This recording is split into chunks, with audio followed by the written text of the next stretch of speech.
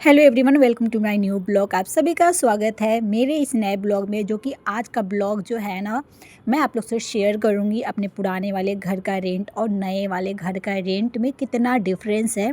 और जो मेरा बिजली बिल है पर यूनिट मेरे को कितने रुपए देने पड़ते थे पहले वाले घर में, पुराने वाले में, और नए वाले में कितने देने पड़ते हैं। तो पता है घर बदलना ना इतना आसान नहीं होता है, ख़ास करके मिडिल क्लास फैमिली वालों के लिए। क्योंकि जो नया घर होता है ना, खुशियाँ तो लाता ही है, उसके साथ साथ ना एक्स्ट्रा खर्च का जो टेंशन है ना, वो भी साथ में लेके आता है, जो कि बजट पे बहुत बड़ा असर पड़ता है। ये रियलिटी है। तो चलिए, आप लोग के साथ में अपनी सारी बातें आप लोग से मैं शेयर करूँगी। तो वहाँ वाला जब पुराने वाला घर जो है ना, जब मैं आई थी 2020 में, सितंबर में आई थी, तो उस समय मेरा उस घर का किराया जो है ना, आप लोग सुन के चौंक जाएंगे। तो बताती हूँ, 4200 किराया था, 4200। और बहुत सस्ता मुझे उस समय भी घर वो लगा था। उस घर का थोड़ा सा जो है ना, मतलब स्थिति ठीक था, पेंट वेंट सही था, सब ठीक था। और उस घर में वहाँ पे भी यही था कि साल में 5% बढ़ाया जाएगा। लेकिन हम लोग बहुत अच्छे से फैमिली की तरह रहते थे। खैर, वहाँ की जो आंटी हैं, उन दादी यानी भैया की जो मम्मी थी, वो भाई एक अलग ही थी, उनकी तो चलिए अलग ही कहानी है। लेकिन बाकी और फैमिली बहुत अच्छे थे लोग। तो जिसकी वजह से किराया जो है ना, हर साल 5% वहाँ पे तो नहीं बढ़ा था। लेकिन हाँ, 5 साल में बस एक बार उन्होंने बढ़ाया था। मतलब हम लोग को आने के 2 साल या 3 साल बाद 5% बढ़ाए थे। वो 5% का 300 रुपये बढ़ा के सीधे 4500 रुपया कर दिए थे। और उतना ही किराया हमारा था छोड़ने समय तक। तो वहाँ पे किराया हमारा ज़्यादा नहीं था और हमारे बजट के लिए बहुत बहुत बहुत ही अच्छा था। लेकिन नए वाले घर ने तो भाई, जब मैं सुनी तो भाई मैं उसी समय मना कर दी थी कि बाप रे, इतना नहीं, मेरा तो बजट पूरा ही हिल जाएगा। प्लस बिजली बिल भी बहुत ही महंगा मतलब मुझे लगा। क्योंकि जो पुराने वाले घर में बिजली बिल जो था ना, हम 7 रुपये यूनिट देते थे, और यहाँ पे उससे एक्स्ट्रा मुझे देना पड़ा, मतलब हर चीज़ मुझे एक्स्ट्रा देना पड़ रहा है। तो चलिए रेंट का बात करते हैं। तो जब ये वाला घर मैं देखने आई तो पहले मतलब नज़र में मुझे पसंद आ गया। क्योंकि हॉल बड़ा था, बड़ा सा रूम था, किचन भी ठीक है, और बाथरूम सबसे बड़ी बात है कि अंदर फ्लैट के अंदर है, मुझे बाहर नहीं जाना पड़ेगा, और स्पेस भी अच्छा था। तो एक नज़र में मुझे पसंद आ गया था। फिर हमने किराया उनसे पूछा तो एक तो अंकल वैसे स्ट्रिक्ट नज़र आते हैं। तो किराया मैंने उनसे पूछा तो उन्होंने कहा कि 10,000 रुपया रेंट। तो सुन के तो भाई मुझे लगा कि होने वाला नहीं है भाई, इतना कहाँ से मैं दूंगी यार, कैसे दूंगी, तो पूरा ही मेरा बजट की बैंड बजा देगा। लेकिन फिर क्या हुआ ना कि जिसके थ्रू ये हमें घर मिला था, तो वो मेरे हस्बैंड के रिलेटिव में ही पड़ते हैं, चचेरी फूआ सास के देवर लगेंगे। तो फिर हमने उनसे ये तो बोले इतना किराया लगेगा। फिर हम घर चले गए तो फिर उनसे बात किया हमने, तो मैंने कहा कि इतना तो हम लोग को बहुत ही ज़्यादा बजट हो जाएगा, और उनको पता था कि हमारा रेंट पहले वाले घर का कितना था।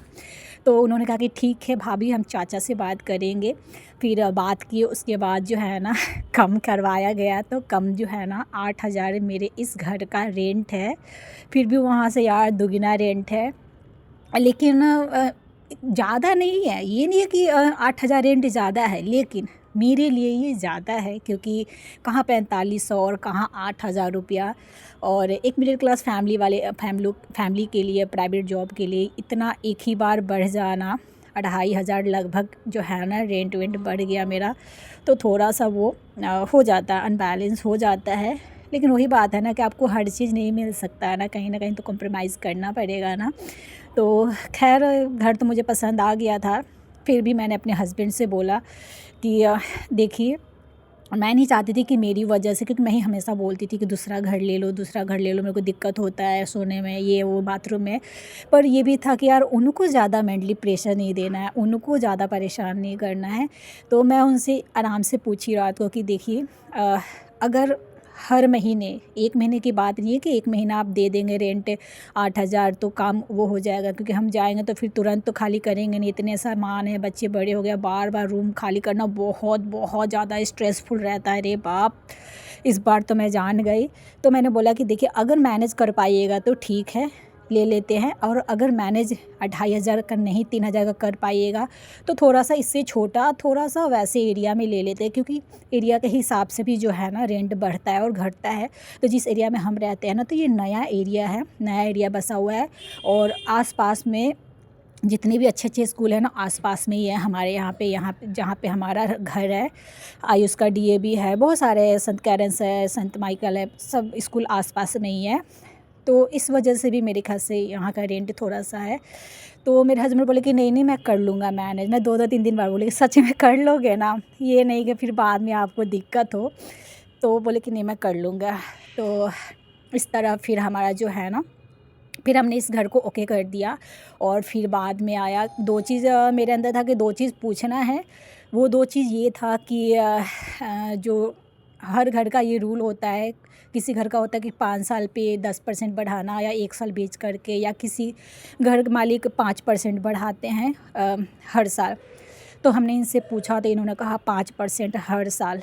उसके बाद में फिर बिजली बिल हमने पूछा तो यहाँ पे पता है बिजली बिल कितना था यार।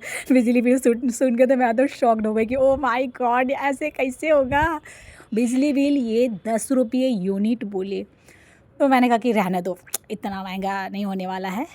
तो फिर वही उन्होंने बात किया जो हमें रूम दिलाए। तो फिर बोले भाभी ठीक है 9 रुपये वो मान गए। तो 1 रुपये यूनिट यहाँ भी कम हो गया, लेकिन फिर भी वहाँ से तो एक्स्ट्रा ही था। और इस तरह जो है ना फाइनल हो गया। और फिर कॉल आया कि घर मालिक जिसके थ्रू हम घर ले रहे थे उनके थ्रू मुझे कॉल आया मेरे हस्बैंड को कि 2 महीने का एडवांस वो किराया लेंगे। मैंने कहा कि यार ये कैसा भाई रूल है, हर जगह तो 1 महीने का किराया रूल होता है, किराया होता है एडवांस, और यहाँ 2 महीने का। तो अब उनका रूल है तो रूल है, अब क्या कर सकते हैं। तो वही है कि आज नहीं तो कल तो मतलब 2 महीना के ले लिए हैं, तो जब हम जाएंगे तो 2 महीना के रेंट हम नहीं देंगे। लेकिन यही बात है कि दिवाली के समय हम लोग घर छोड़े थे और वहाँ पे बिजली बिल किराया देना, फिर दिवाली फेस्टिवल सामान ये वो। तो उस बार तो हमारा बजट जो है ना दिवाली वाले महीने में वो बैंड बज गई थी। 2 महीना का हमने एडवांस उनको किराया दिया था 16,000 रुपया। और इस तरह फाइनली ये हमें घर मिल गया है। और पता नहीं यार फिर 1 साल बाद फिर 5% बढ़ेगा, वो तलवार लटकी रहती है। लेकिन मैं दिल भगवान से कहती हूँ भगवान प्लीज़ मैं तो कोशिश करती हूँ कि फैमिली की तरह रहूँ, बस मतलब वो किराया ना बढ़ाए, ऐसे ही रहने दे जितना है उतना पे, ऐसा हो जाए तो ठीक रहेगा। खैर बाकी देखते हैं क्या होता है, वो बढ़ता है कि नहीं बढ़ता है। तो इस तरह ये मेरा घर मिला, इतना मुझे वो परेशानी उठाना पड़ा हर चीज़ रोज़ ना 2-3 दिन तो कभी कुछ कभी ये कभी वो। फिर साफ़ सफाई के बारे में भी उन्होंने, ये मुझे अच्छा लगा कि शुरू में वो फ़ोन करके पूछवा लिए कि मतलब सीढ़ी या छत साफ़ करने के लिए क्या मतलब रखना पड़ेगा, काम वाला अगर रखेंगे झाड़ू पोछा लगाने के लिए सीढ़ी पे तो मतलब पैसे मिलाकर हम दोनों जन। तो मैंने कहा कि नहीं क्या ज़रूरत है उसका, कि कुछ मैं साफ़ कर लूँगी, कुछ आप साफ़ कर लीजिएगा। तो फिर वही डील हुआ था कि मतलब सीढ़ी मैं साफ़ कर लूँगी, बाकी फर्स्ट मतलब ग्राउंड फ्लोर सीढ़ी और जितने बाइक वाइक का मट्टी वट्टी बाहर झाड़ू लगाना वो कर लेती हैं। और छत का जो है ना, छत वैसे उतना गंदा होता नहीं, मेरे बच्चे तो निकलते नहीं हैं। अभी तक मैं बस एक बार आयुष के पापा छत में झाड़ू लगाए थे, और बाकी आंटी अपना लगा लेती हैं, छत अपना धोती हैं वही, क्योंकि मेरा काम भी नहीं होता छत पे और छत गंदा भी नहीं होता। बाकी सीढ़ी मैं रोज़ ही साफ़ करती हूँ। तो ये मेरा स्टोरी है और इतना मेरा महंगा पड़ गया है। अभी गर्मी में देखना यार, गर्मी में तो और बिजली बिल उठेंगे तो और मेरा बजट जो है ना बढ़ जाएगा। और मतलब मिला जुला के मुझे लगता है कि 10,000 तक गर्मी में भाग जाएगा मेरा किराया। मतलब उस घर में मेरा 1200-1300 की बिजली बिल आता था, तो इस घर में 2,000 तक आ जाएंगे, क्योंकि यूनिट यहाँ पे बढ़ गए हैं पैसे यूनिट का। तो ये रही मेरी स्टोरी, इतना मुझे महंगा पड़ा।